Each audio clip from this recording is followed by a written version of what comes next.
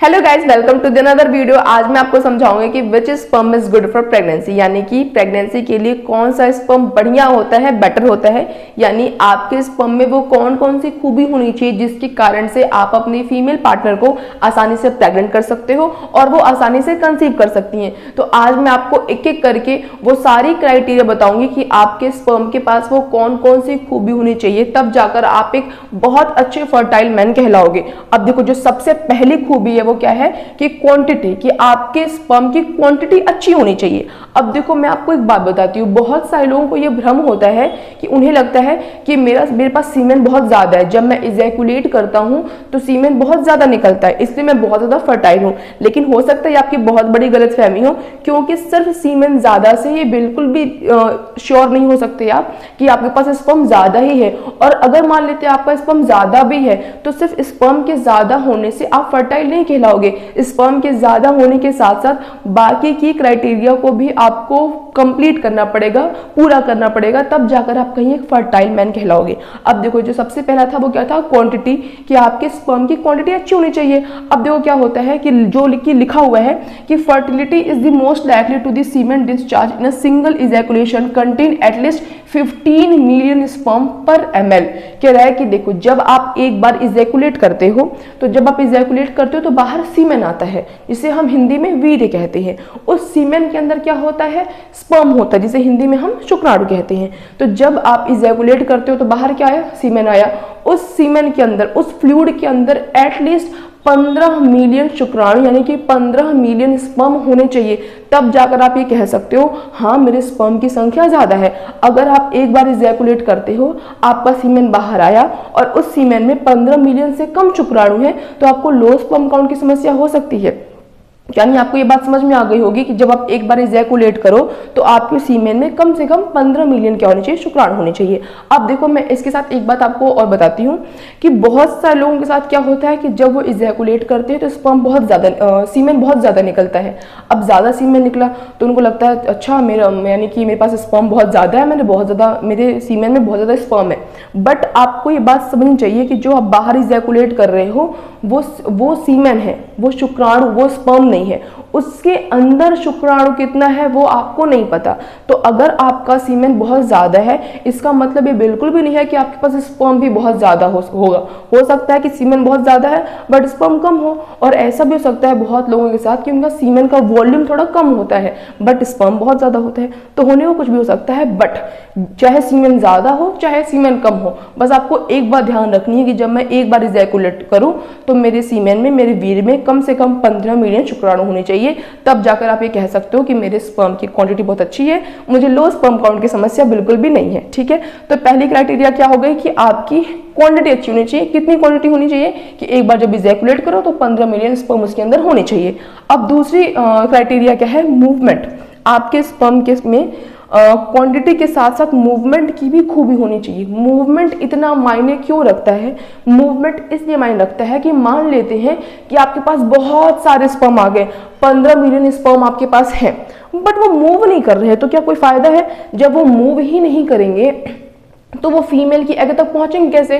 Sperm का move करना बहुत ज्यादा जरूरी है, तभी वो मेल की बॉडी से निकलकर फीमेल के एग तक पहुंचेंगे। अगर स्पर्म मूव नहीं करेंगे तो वो फीमेल की बॉडी का जो एग है, एग तक पहुंच ही नहीं पाएंगे और फर्टिलाइजेशन होगा ही नहीं। जब फर्टिलाइज ही एग नहीं होगा तो प्रेगनेंसी होने का तो कोई सवाल पैदा ही नहीं होता है। यानी कि अगर आपके पास क्वांटिटी बहुत ज़्यादा है तो सिर्फ ज़्यादा क्वांटिटी से कोई मतलब नहीं है, ज़्यादा क्वांटिटी के साथ साथ आपके स्पर्म की मोडिलिटी, यानी आपका स्पर्म मूव भी करता होना चाहिए, अदरवाइज प्रेगनेंसी पॉसिबल नहीं हो पाती है। देखो लिखा हुआ है, to reach and fertilize an egg sperm must move. कह रहा है कि आपके स्पर्म को एग तक पहुंचने के लिए स्पर्म का मूव करना बहुत ज्यादा जरूरी है। It swim through female cervix. कह रहा है कि जो आपका स्पर्म है वो फीमेल के सर्विक्स से मूव करता हुआ फिर उसके यूट्रस में जाता है, उसके बाद वो फिलोपियन ट्यूब में जाता है, और फिलोपियन ट्यूब ही वो जगह होती है जहां पर फीमेल का एग वेट करता है कि कब स्पर्म आएगा और मुझे फर्टिलाइज करेगा। यानी कि आपको ये क्वेश्चन आ सकता है कि बताओ कि वो कौन सी जगह होती है जहां पे एग फर्टिलाइज होता है, तो आप बोलोगे कि फिलोपियन ट्यूब वो जगह है जहां पर एग फर्टिलाइज होता है। अब देखो लिखा हुआ है, this is known as motility. किसे क्या कहते हैं हम? मोटिलिटी कहते हैं। मोटिलिटी मतलब क्या कि आपका स्पर्म मूव करना चाहिए मेल की बॉडी से निकलकर, उसको मीलों तक का सफर तय करना है। मीलों तक का सफर मैं इसलिए कह रही हूँ क्योंकि स्पर्म बहुत छोटे होते हैं। उन बहुत छोटे स्पर्म के लिए जो मेल की बॉडी से निकलना, फीमेल की वजाइना से, सर्विक्स से, यूट्रस से होते हुए फेलोपियन ट्यूब में जाना, उनके लिए बहुत लंबा सफ़र है। ये लंबा सफ़र तय करने के लिए उनमें मूवमेंट का होना बहुत ज़्यादा ज़रूरी है। अब कितने लोग मूवमेंट करने चाहिए? जैसे 15 मिलियन मान लो आपके पास स्पर्म है, तो ऐसा बिल्कुल भी नहीं है कि वो 15 मिलियन स्पर्म सारे के सारे मूव कर रहे होंगे। बहुत सारे ऐसे मेंस होते हैं जिनके स्पर्म की मोटिलिटी रेट 0 होती है। अब 0 मोटिलिटी रेट के साथ चाहे उनका स्पर्म कितना ज्यादा क्यों ना हो, किसी काम का नहीं, क्योंकि वो एग को फर्टिलाइज नहीं कर पाएगा। अब कितना मूवमेंट होना चाहिए? तो देखो लिखा हुआ है pregnancy is possible also with less than 40%, but 40% is considered the threshold, the more the better. कह रहे हैं कि आपको प्रेग्नेंट होने के लिए, यानी कि फीमेल को प्रेग्नेंट होने के लिए जो उनके मेल पार्टनर का स्पर्म है वो एटलीस्ट 40% मोटाइल होने चाहिए। यानी कि जो 15 मिलियन स्पर्म बाहर आए हैं, उन 15 मिलियन स्पर्म में से एटलीस्ट जो 40 मिलियन 40% जो स्पर्म है वो मूव करने चाहिए, मोटाइल होने चाहिए। यानी कि 15 मिलियन स्पर्म है, आप 15 मिलियन का क्या कर लो, 40% निकाल लो, 40% स्पर्म आपके मूव करेंगे, तो प्रेगनेंसी में आपको बहुत ज़्यादा इजी होगा प्रेग्नेंट होने में, कंसीव करने में।